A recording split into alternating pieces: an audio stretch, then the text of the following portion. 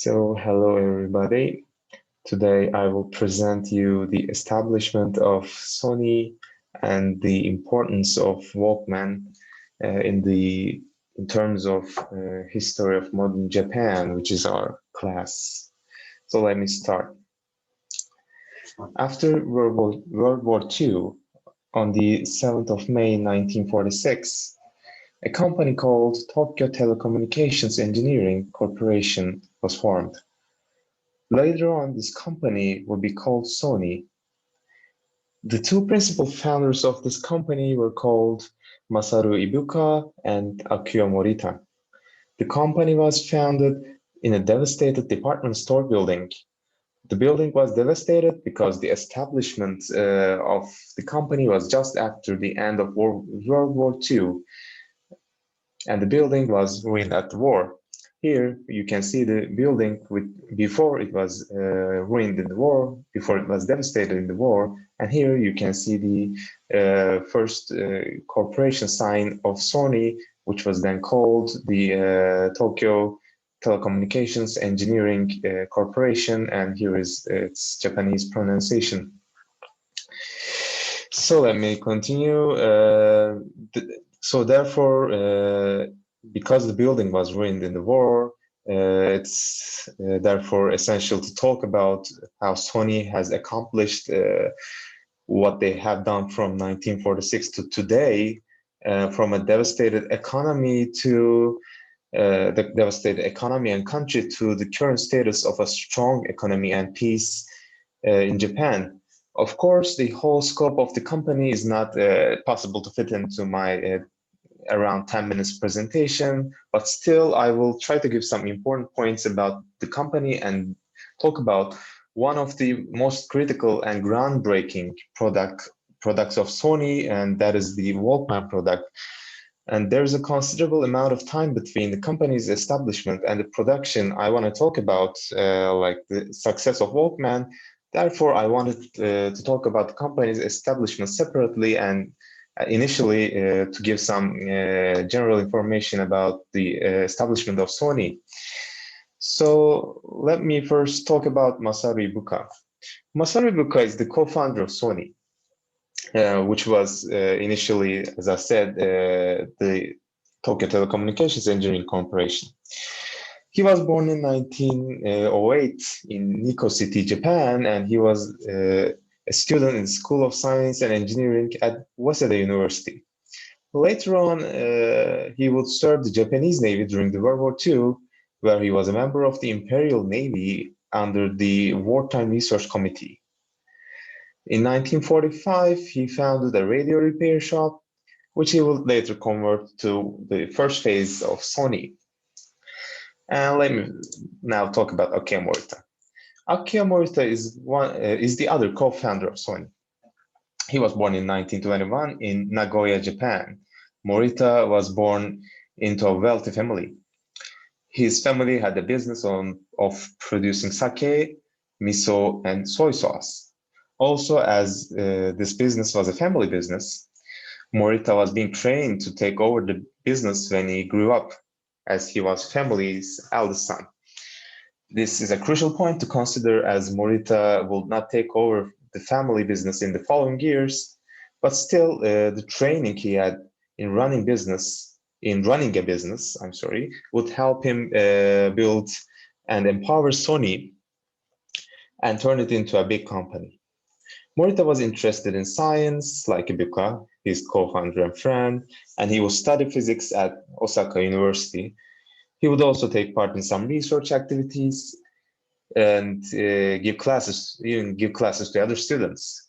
When World War II has arrived, he served in the Imperial Japanese Navy, like Ibuka, as a sub-lieutenant, and during this service, he would meet Ibuka in the Wartime Research Committee. And the story goes on here. As Ibuka and Morita being eager researchers, the company started slight with research.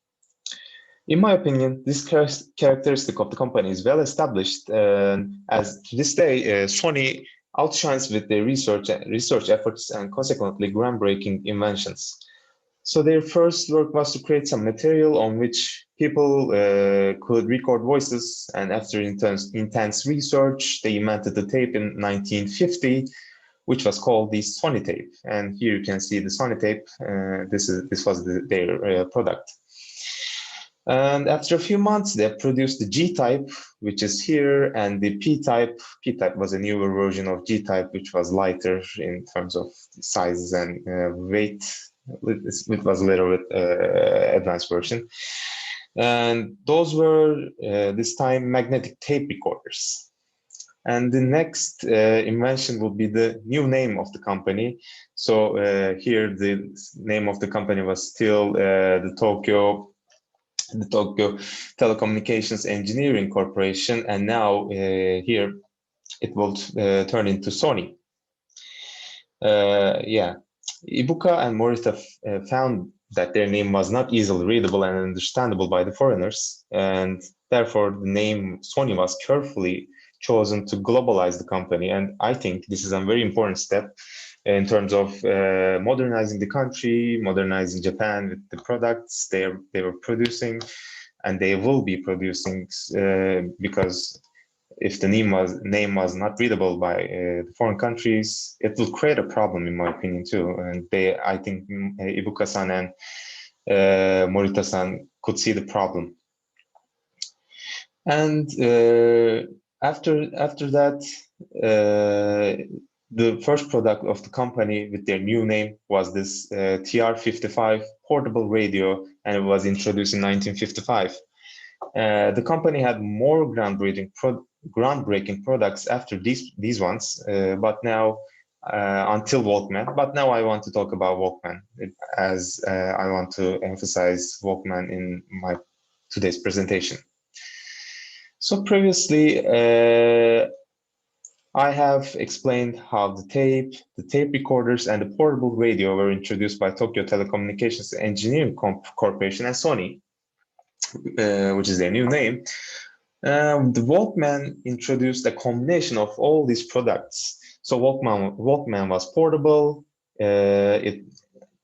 and its first models included tapes inside them. Later on, CDs and also digital files were introduced, but in its initial ones, there were tapes.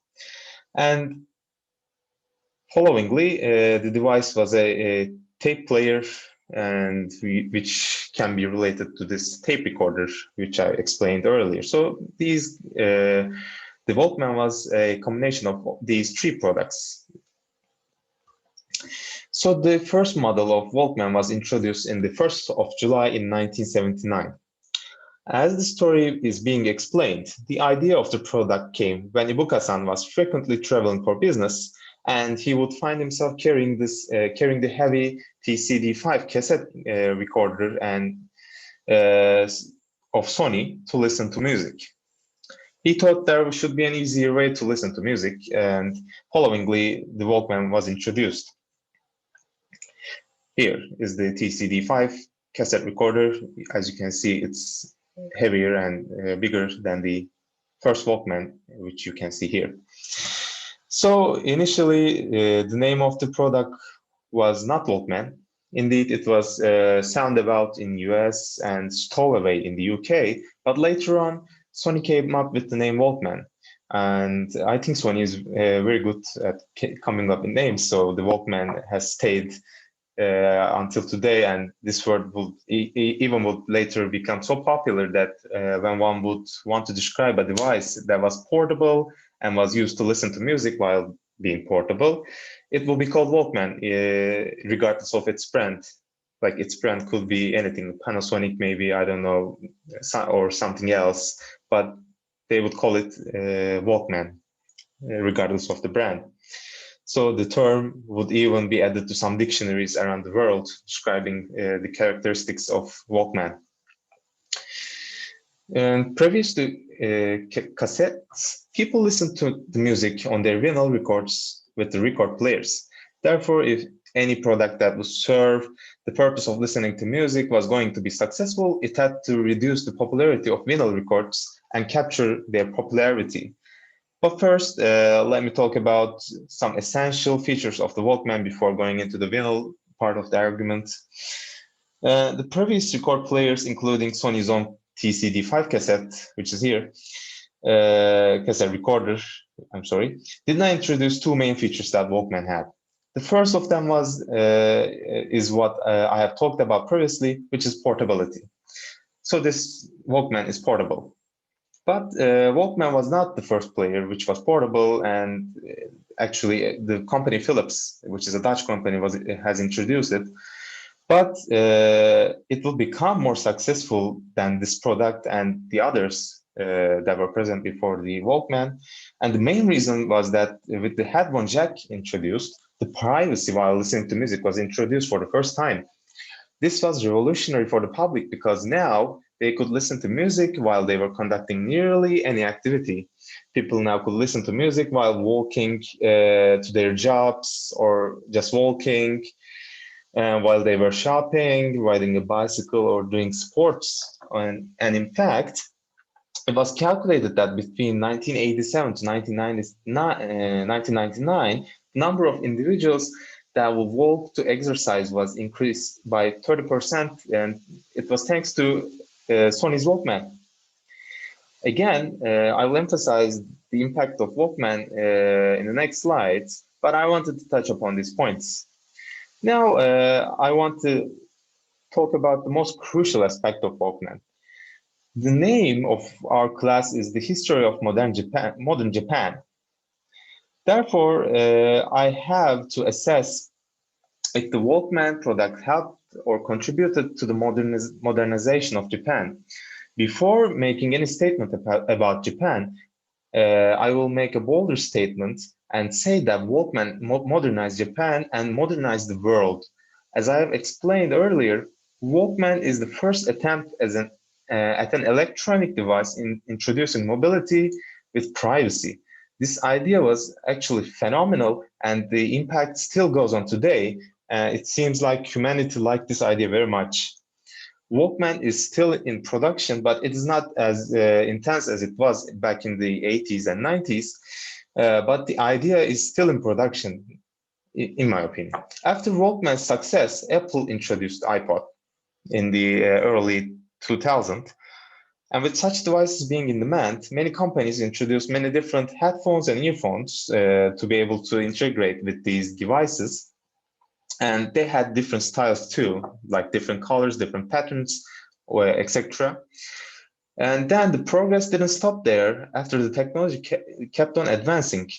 So we have been introduced wireless headphones, which I'm wearing right now, and like earphones, and even we have been introduced to online music streaming applications like Spotify, Deezer, Apple Music, YouTube Music, etc. While we're talking about privacy and personalization of Walkman, and that these what made Walkman successful, these new streaming services introduce personalized music suggestions using artificial intelligence. Well, yeah, let's look where we are now, and that was thanks to Walkman, which was introduced back in 1979.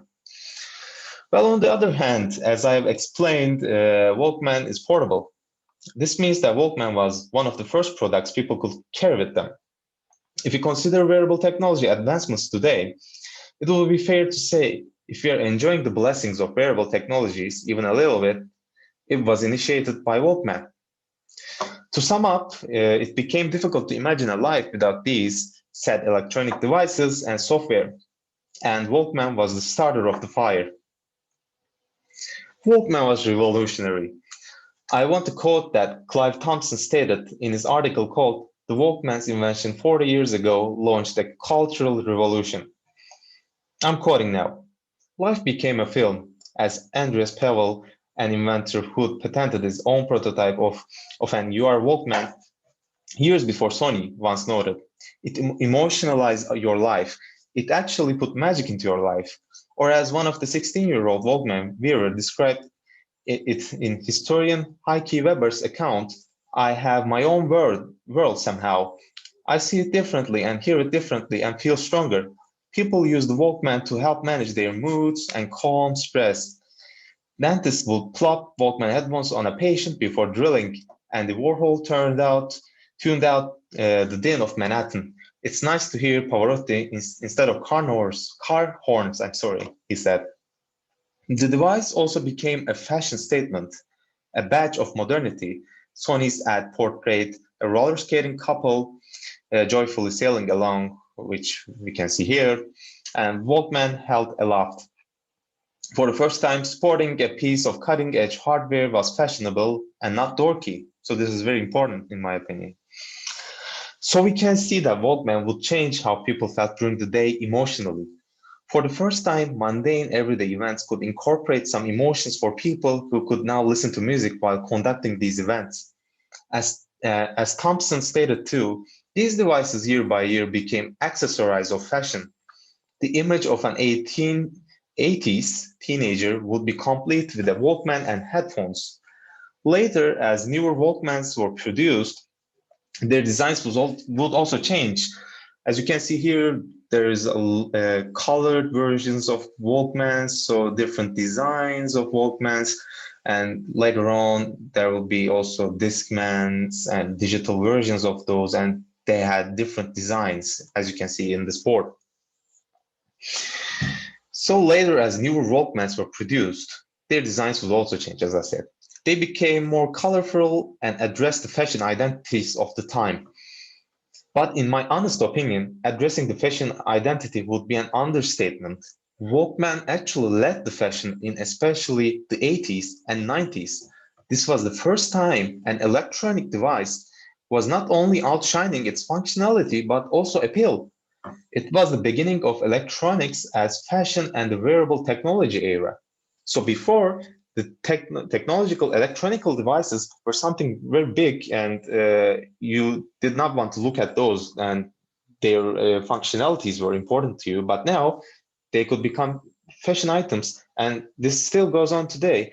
If you are wearing some kind of watch, Apple Watch, let's say, you have different selections of colors, designs, and you can wear them as a fashion item.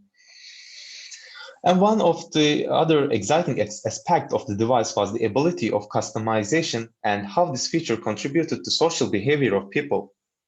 This point is essential to discuss because while Walkman created private atmospheres for people to listen to music freely and joyfully, disconnecting themselves from their environment, the controversial issue was that the device would encourage antisocial behavior. So while some points reinforce this idea, there are also important points to disprove this idea. Actually, what I will say followingly is a crucial point to consider in favor of Walkman. As Clive Thompson states, there was a social culture created around Walkman. People presented mixtapes to each other, and they listened to music together on the same Walkman. These activities appear to be new modern activities. Especially the term mixtape was a new culture.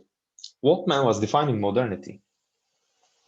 And for the marketing side of the argument, Walkman was beneficial to Japan in terms of imposing the Japanese way of life on the global culture. The Japanese minimalism and high technology could be introduced for the first time appropriately to the globe. As I've stated, the first Walkman was out in 1979, and it is still being produced. In the first 2 months of Walkman, it sold over 30,000 units. After its release in the USA, the waiting list would stretch over 2 months. And we see the demand of the people even when it was launched in 1980s. Of course, the popularity of the Walkman is not same as today as it was in the 80s and 90s. But as I said, the globe was introduced with the Japanese high technology and appropriately with this Walkman. To this day, Japanese electronic devices are well known in terms of their high quality and efficiency. Personally, I was raised knowing that Japanese products were the ones that had quality, that were efficient, that were the ones that you would want to give your money to. So these aspects were beneficial in terms of making Japan a more modern state with the way of life. But on the other hand, economically, Japan would develop incredibly after the devastated economy of post-World War Japan. Of course, this was not only achieved with Walkman alone, but we should not forget the importance of Walkman in the modernization of Japan. So, to sum up, Sony as a company was significant in making Japan a modern state, with their founders living in the years of World War II and serving in the Navy in the war, like the Ibuka-san and Morita-san were serving in the Navy. So in this way, there could be no better story to explain how Japan became a modern state. From a war to this day, the developed Japan. But on the other hand, Walkman as a product is vital to consider, as it helped Japan and even the world become more modern. So thank you for listening to me. So thank you. Text didn't show up initially. I wanted to say thank you for listening to me.